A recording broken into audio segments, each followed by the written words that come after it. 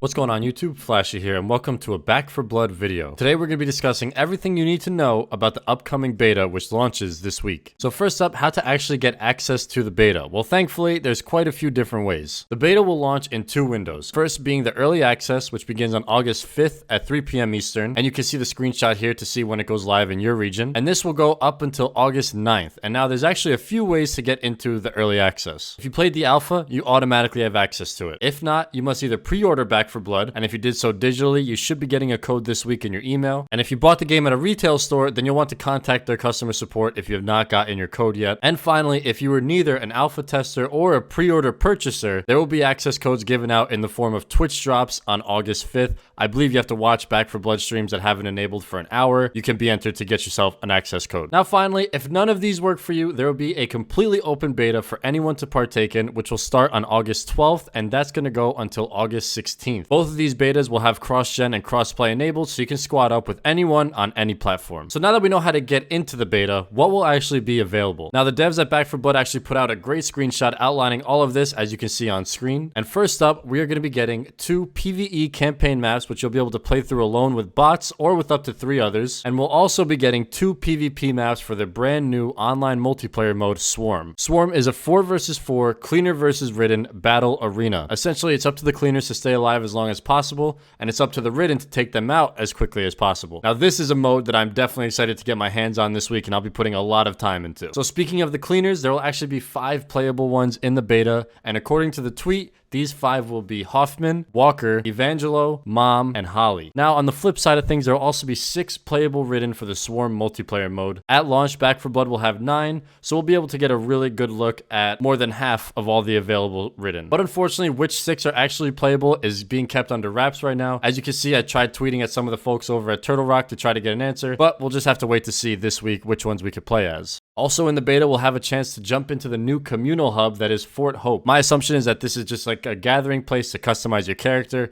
and interact with other players and things like that. And finally, we will be given access to all of the weapons and gear in Back 4 Blood. Everything from the melee weapons to the sniper rifle will be available to try out. And now, according to the Back 4 Blood wiki, this is 19 weapons, so there's going to be a ton of variety and a ton of different ways to play. That's everything for what's available in the upcoming beta. I think it's a great way to test the waters on the different modes, and there's enough in there to give us a really good idea of what the game will be like when it launches this October 12th. Thank you guys so much for watching, and I'm gonna see y'all in the next one.